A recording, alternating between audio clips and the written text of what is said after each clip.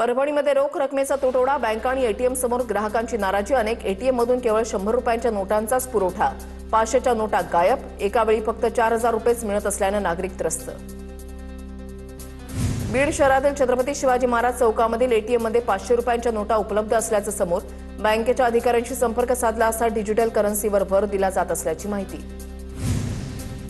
बुलढाणा जिल्ह्यामध्ये पाणी टंचाईचं संकट. मोठे, मध्यम आणि लघु प्रकल्पातील पाणीसाठा घटून केवळ 28%वर. खडकपूर्णा, पेन टाकळी आणि कोराडी धरणातील पाणी झपाट्यानं कमी. कडक उन्हामुळे ग्रामीण भागातील पाणी समस्या भीषण. सांगलीच्या आंधळीमध्ये अखेर अर्थदक्षिण कॅनॉलचं पाणी दाखल. 1.5 महिन्यांपासून कॅनॉल कोरडा असल्यानं हजारो एकर शेती वाळण्याच्या मार्गावर. सामाजिक कार्यकर्ते प्रदीप माने यांनी आत्मदहनाचा इशारा दिल्यानंतर पाटबंधारे प्रशासनानं कॅनॉलमध्ये पाणी सोडलं. रायगड जिल्ह्यामध्ये भीषण पाणी टंचाईचं संकट समोर. जिल्ह्यातील धरणांमधील पाणीसाठा झपाट्यानं कमी. 28 धरणांमध्ये सध्या केवळ 43% जलसाठा शिल्लक. पुण्याच्या इंदापूरमध्ये नीरा नदीचं पात्र कोरडं ठाक. पात्र कोरडं पडल्यानं शेतकरी चिंतेत. पशुधनाच्या चाऱ्यासह शेतीच्या पाण्याचा प्रश्न गंभीर. वाशिम जिल्ह्यामध्ये दिवसेंदिवस तापमानामध्ये वाढ. भविष्यामध्ये पाणी टंचाईला सामोरं जाण्याची वेळ. एकबुर्जी प्रकल्पावर पाटबंधारे विभागानं धडक कारवाई करत 60 मोटार पंप हटवले. वाढत्या उन्हामध्ये पाणी टंचाई टाळण्यासाठी प्रशासनानं कठोर पावलं उचललंय. बुलढाणा जिल्ह्यामध्ये लहान मोठ्या धरणांनी तळ गाठला. जिल्ह्यातील प्रकल्पांमध्ये केवळ 28%च जलसाठा शिल्लक. खडकपूर्णा, पेन टाकळी, कोराडी धरणातील पाणी साठ्यांमध्ये घट. धाराशिव जिल्ह्यामध्ये उन्हाचा कडाका वाढल्यानं 36 मध्यम प्रकल्प कोरडे. 226 प्रकल्पातील उपयुक्त पाणीसाठा 26%वर. पावसाळा लांबल्यास पाणी टंचाईचं संकट. वाशिमच्या एकबुर्जी प्रकल्पातून शेती सिंचनाचे मोटार पंप हटवल्यानं जलसाठा कायम. प्रकल्पामध्ये 23% पाणीसाठा शिल्लक असल्यानं वाशिम शहरवासियांची पाण्याची चिंता मिटली. साताऱ्यामधील कोयना धरणाच्या बॅकवॉटरमधील शिवसागर जलाशयाच्या पाणी पातळीमध्ये घट. सध्या कोयना धरणामध्ये 28 टीएमसी पाणीसाठा. पाणीसाठ्यामध्ये मोठी घट झाल्यानं नागरिकांसह शेतकऱ्यांमध्ये चिंतेचं वातावरण. वाशिम जिल्ह्यातील पाणी टंचाई लक्षात घेता प्रशासनाचा महत्त्वाचा निर्णय. पाणी टंचाई कृती आराखड्याअंतर्गत जिल्ह्यातील 12 गावांना 74,39,000 रुपयांचा कृती आराखडा मंजूर. जळगाव जिल्ह्यामध्ये उष्णतेचा कहर. पाचोरा, भडगाव आणि चाळीसगावमध्ये तापमान 44 अंशांवर. उष्णतेच्या तीव्र झळांनी नागरिक हैराण. घराबाहेर पडताना काळजी घेण्याचं आवाहन. बुलढाणा जिल्ह्यातील लहान मोठ्या धरणांनी तळ गाठला. प्रकल्पामध्ये केवळ 28%च जलसाठा. पाण्याचं संकट गडद. ग्रामीण भागामध्ये भीषण पाणी टंचाई. पुण्याच्या दौंड तालुक्यामधल्या भांडगावमध्ये जलजीवन मिशनच्या योजनेचा फज्जा. 4,99,00,000 रुपयांचा खर्च करून उभारलेली नळ योजना पूर्णपणे बंद. चंद्रपूरच्या नागाभेडमधल्या घोडाझरी कालव्याला भगदाड. लाखो लिटर पाण्याची नासाडी. जळगाव जिल्ह्यामध्ये उष्णतेचा केळी बागांना फटका. पाचोरा, भडगाव आणि चाळीसगाव तालुक्यामध्ये केळी बागा करपू लागल्या.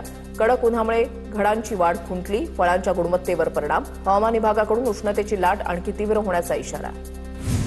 विदर्भात पुढील काही दिवसांमध्ये 2 ते 3 अंशांनी तापमानामध्ये वाढ होण्याची शक्यता. अकोला, अमरावती आणि वर्धा जिल्ह्यांना उष्णतेचा येलो अलर्ट. अकोला जिल्ह्यामध्ये 45 अंश सेल्सिअस तापमानाची नोंद. बीड जिल्ह्यामध्ये उष्णतेचा कहर. तापमान 43 अंश सेल्सिअसवर पोहोचल्यामुळे रस्त्यावरील गर्दी कमी. आरोग्य विभागाकडून काळजी घेण्याचं आवाहन. नांदेड जिल्ह्यामध्ये उष्णतेची तीव्रता वाढली. तापमान 42 अंश सेल्सिअसवर पोहोचल्यामुळे नागरिक हैराण.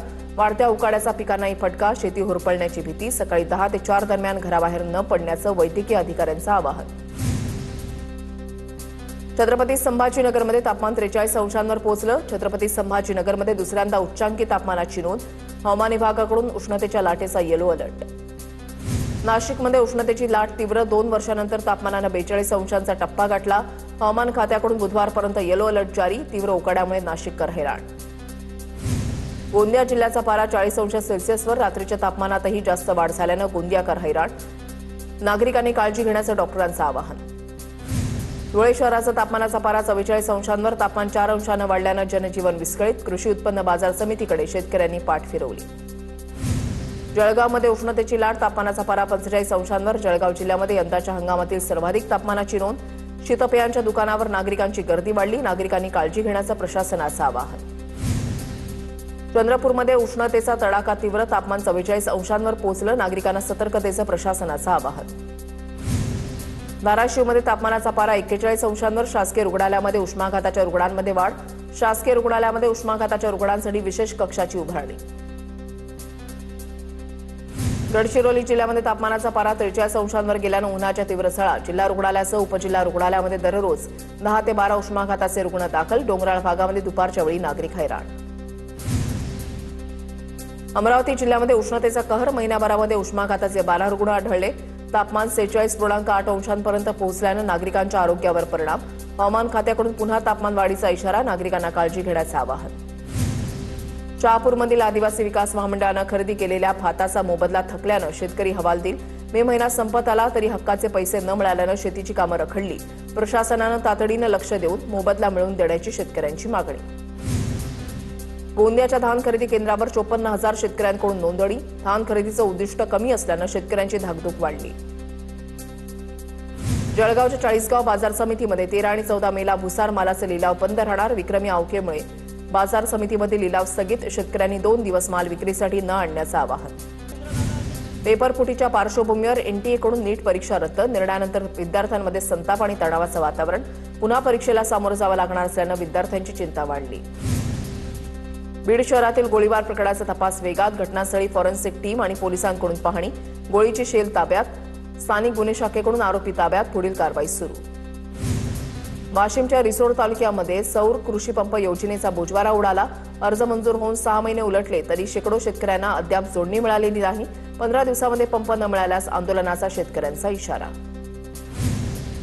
पश्चिम विदर्भामध्ये वाढत्या तापमानाचा जलसाठ्यावर मोठा परिणाम. प्रमुख धरणातील पाणीसाठा 47% खाली. बुलडाण्यामधील खडकपूर्णा प्रकल्प कोरडा पडण्याच्या मार्गावर. तर सर्वात महत्त्वाच्या अप्पर वर्धा प्रकल्पातही 49% कमी जलसाठा.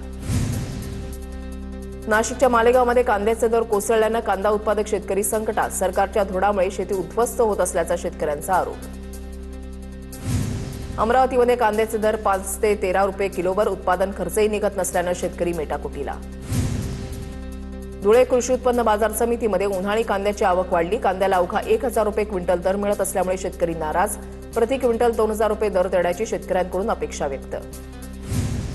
अमरावती एपीएमसीमध्ये लिंबाचे दर 60 रुपयांनी घसरले. लिंबाच्या दरामध्ये 50% घसरण झाल्यानं शेतकरी चिंतेत. बाजारामध्ये लिंबाची मागणी कमी झाल्यानं दरावर परिणाम.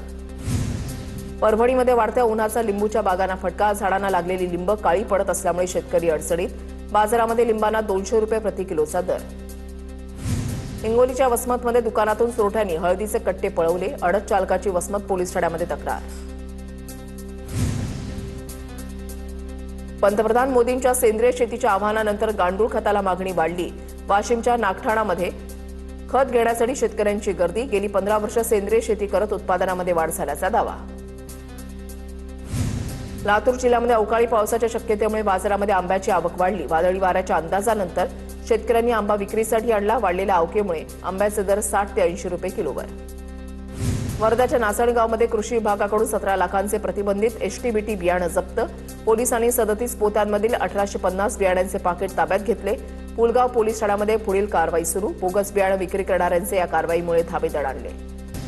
मुंबई अहमदाबाद महामार्गावर डहाणूजवळ आंबा वाहतूक करणारा ट्रक उलटला. अपघातानंतर ट्रकमधून पडलेले आंबे उचलण्यासाठी नागरिकांची मोठी झुंबड.